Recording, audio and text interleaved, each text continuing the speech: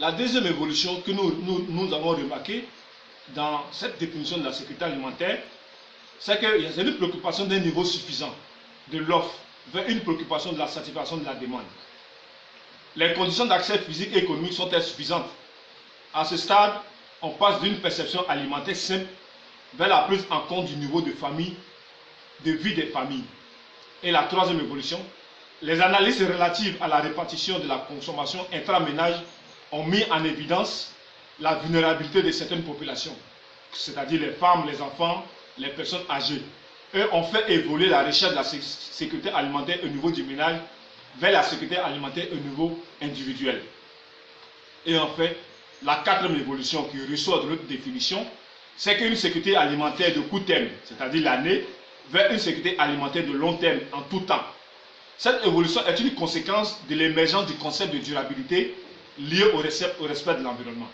Donc, en d'autres termes, vous comprenez que déjà, lorsque nous faisons la quatrième analyse de notre définition de sécurité alimentaire, la notion de durabilité, de respect de l'environnement intervient pour dire qu'il y a une synergie entre la sécurité alimentaire et l'économie verte. Des mots-clés vont ressortir dans la plupart des définitions que nous avons utilisées.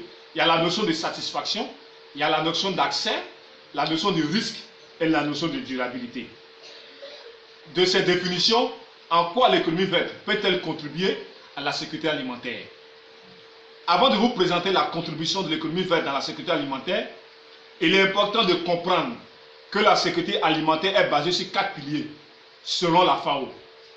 Le premier pilier de la sécurité alimentaire, c'est la disponibilité. En effet, la satisfaction doit être de façon qualitative et quantitative.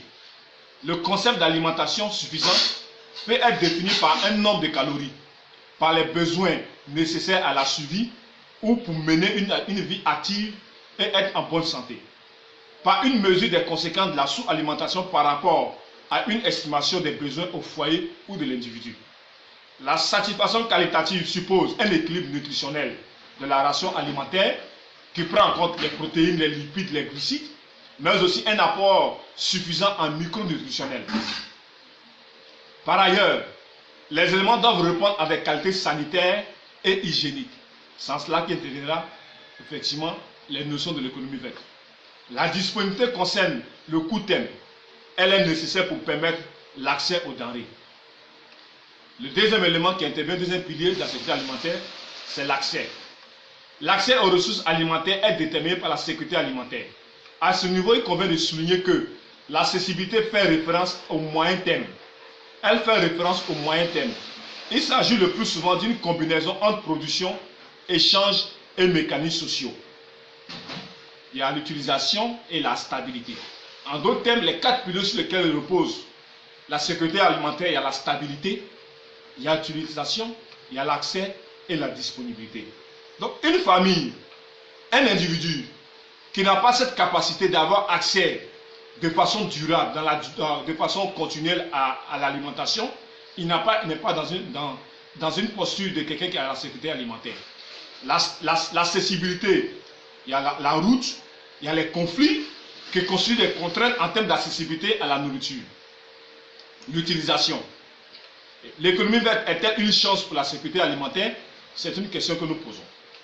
Ainsi, sur la base de ces 4 piliers, l'économie verte offre une chance, ou du moins constitue une chance pour l'Afrique, car elle permet de réduire la pauvreté et les disparités sociales les plus criardes, tout en réglant les problèmes environnementaux urgents. Permet le transfert des technologies environnementales et climatiques et permet de renforcer les technologies énergétiques.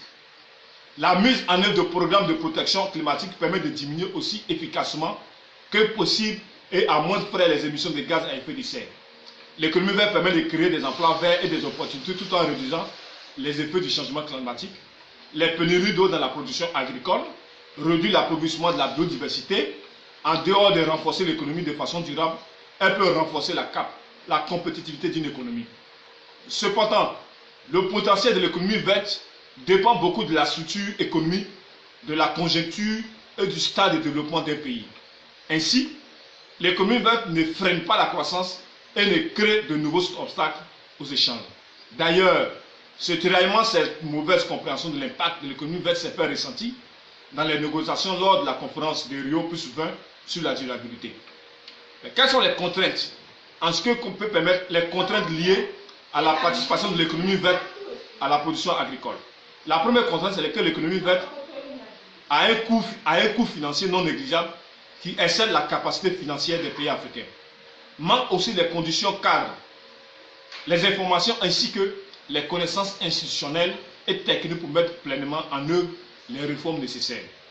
Comme indiqué précédemment, des opportunités remarquables pour que l'Afrique se nourrisse existent. Et oui, l'Afrique bouge. Cependant, la dure réalité de l'existence des défis importants qu'il faudra surmonter. Si tel est que notre but est de libérer le potentiel africain pour la transformation agricole qui renforcera et accélérera la croissance inclusive de notre agriculture.